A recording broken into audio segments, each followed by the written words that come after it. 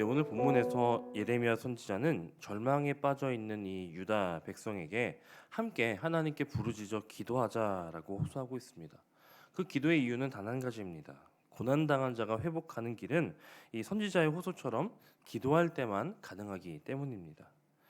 그렇다면 지금 예레미야는 이 끊어질 듯한 고난과 아픔 속에서 하나님께 어떤 기도를 드렸으며 또 어떤 기도를 우리에게 하자라고 말하고 있습니까? 먼저 예레미야 선지자는 밤낮으로 부르짖되 눈물로 기도했습니다.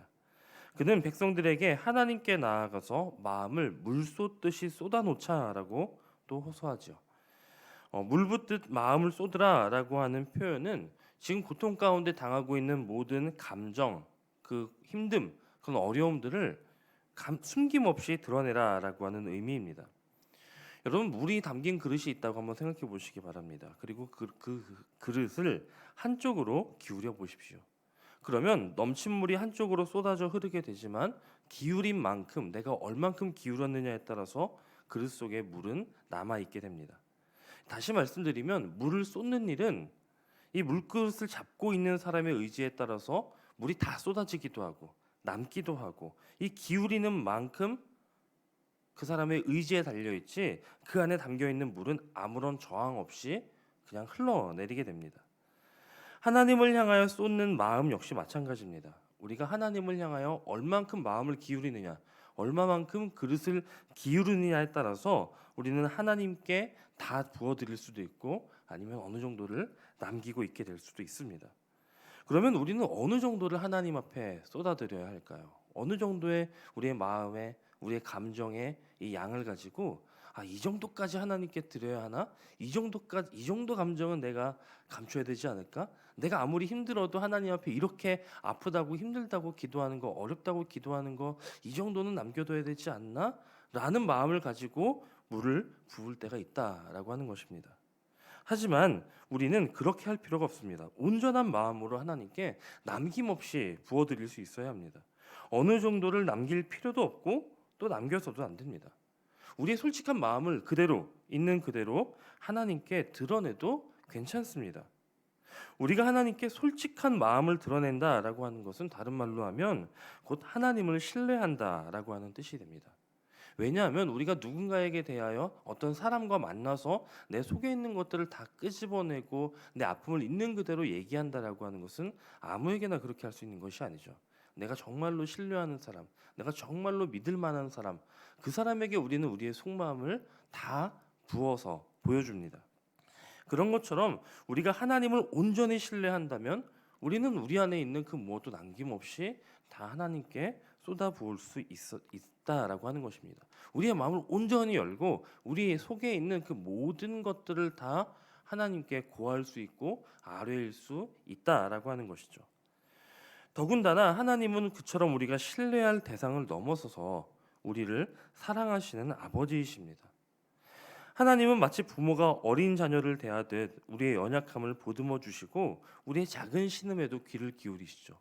그 자녀가, 어린 자녀가 부모를 향하여 그의 아픔, 자녀의 아픔이나 어려움을 조금만 가지고도 모든 것을 다 이야기하는 것처럼 우리 역시 우리의 부모 되신 하나님 앞에 나아갈 때, 아버지 되신 하나님 앞에 나아갈 때 어떤 것도 아뢰지 못할 내용이 없고 또 부어드리지 못할 기도가 전혀 없다라는 사실을 기억하시고 오늘 이 시간 우리가 하는 우리의 기도가 그와 같이 하나님 앞에 남김없이 쏟아드리는 그런 기도를 할 수 있게 되기를 소원합니다. 우리가 잘 알고 있는 것처럼 남유다는 오랜 죄악으로 인해서 하나님의 심판을 받고 있는 상황입니다. 하나님께서는 그들의 반복되는 죄악과 또 회개하지 않음에 대해서 진노하심으로 유다가 바벨론에게 멸망하도록 그렇게 허락하신 것이죠. 그리고 예레미야 선지자는 이미 유다가 그렇게 패망할 것이다라고 하는 것을 여러 차례 예고했고 또 그의 표현대로 불을 토하듯이 하나님의 음성을 전했지만 사람들은 그릇된 낙관주의에 빠져서 하나님의 경고의 음성을 무시했습니다. 그들이 빠져있던 그릇된 낙관주의가 무엇이었냐면 하나님은 우리 이스라엘을 택하셨다. 더군다나 예루살렘은 그런 하나님의 위대한 성전이 있는 곳이니 어떠한 외적의 침입에도 망할 리가 없다라고 하는 것이 그들의 믿음이었다는 것이죠. 하지만 이것은 믿음이 아니라 자만이었습니다. 물론 그들이 하나님을 잘 섬기고 하나님의 영광이 그들 가운데 계실 때에는 이 예루살렘의 영광은 굉장히 화려했습니다. 온 열방이 예루살렘을 부러워했고요. 이 성에 대한 소문이 사실인지를 구경하려고 온 나라에서 열방의 나라들에서 왕들이 사신을 파견하기도 했습니다. 하지만 그랬던 영광은 과거이고요. 지금 이들이 죄악으로 인해서 무너지게 되자 예루살렘은 세상에서 가장 영광스럽고 아름다운 곳이 아니라 세상에서 가장 끔찍한 일들이 행하여지는 비극의 장소가 되어버렸습니다. 부모가 그 낳은 자식을 잡아먹고 성소에서 제사장과 선지자들이 죽임을 당하고 길거리에는 늙은 사람들, 젊은 사람들 남녀노소 할 것 없이 그들의 시체가 길바닥에 널려 있는 그런 끔찍한 상황이 되었다는 것입니다.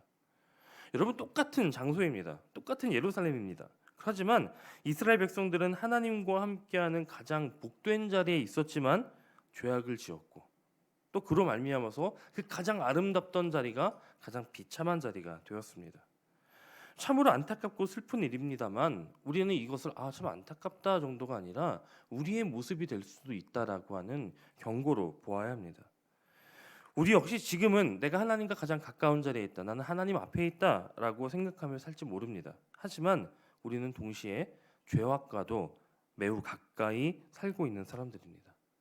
우리도 하나님을 믿는다고 말하지만 얼마든지 죄악 가운데 거할 수 있는 사람들이고, 우리도 하나님의 영광을 구한다고 하지만 세상의 영광을 쫓아가기도 하는 사람들입니다.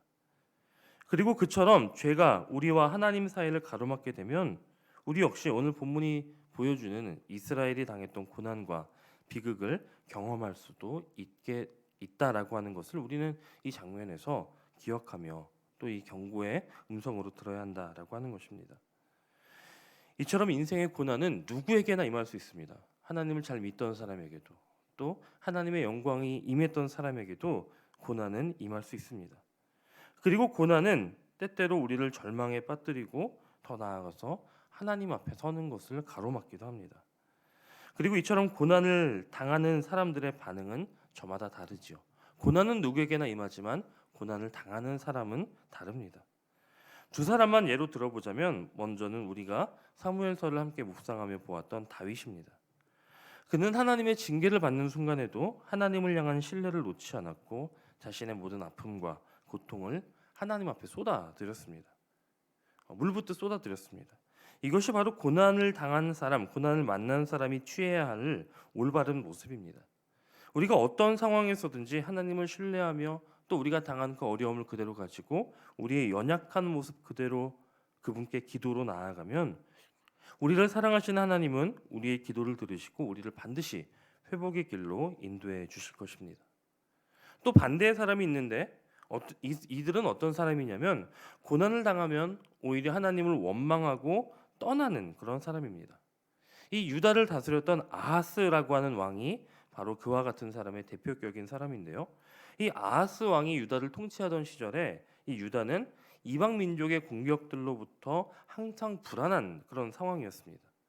이 언제 어떤 나라가 쳐들어올지 모르는 이런 불안한 상황 속에서 아하스 왕이 선택한 것은 하나님이 아니라 이방의 나라들이었습니다.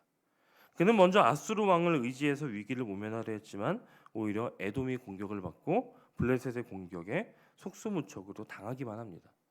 이것은 이 나라가 강하고 이 나라가 약해서 생기는 일이 아닙니다.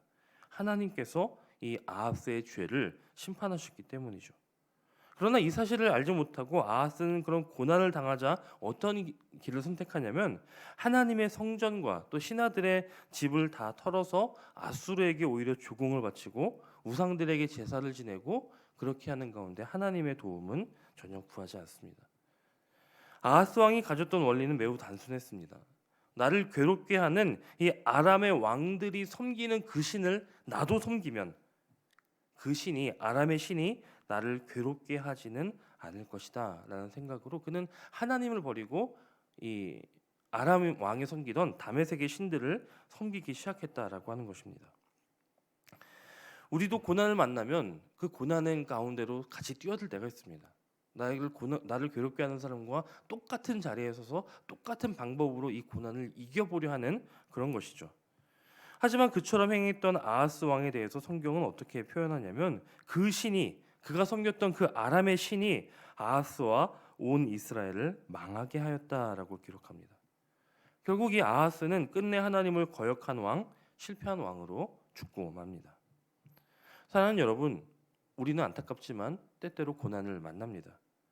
우리가 당하는 이 고난 앞에서 우리는 어떤 길을 선택해야겠습니까? 고난 중에 있는 성도는 하나님께 간절히 도움을 요청해야 합니다.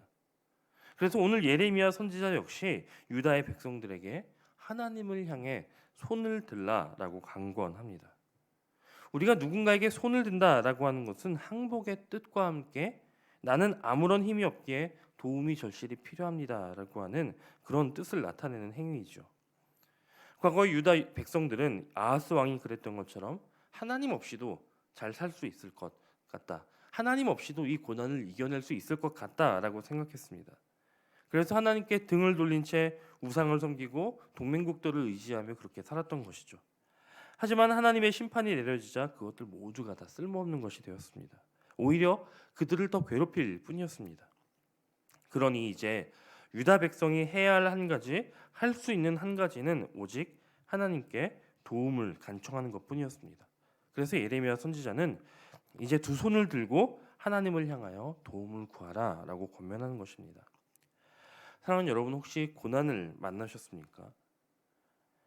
이 시간 세상에 헛된 도움을 구하기보다 참으로 우리의 도움이 되시고 유일하게 우리의 힘이 되시는 그 하나님께 도움을 구하는 그 자리로 우리를 초청하시는 우리 하나님 앞에 두 손을 드시기 바랍니다.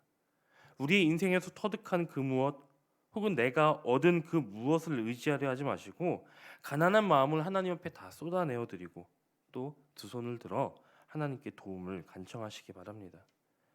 자녀된 우리에게는 고난 속에서 상하고 낙심한 나의 마음을 그분께 아뢰고 또 그분의 도움을 요청할 수 있는 자녀의 권리가 있습니다.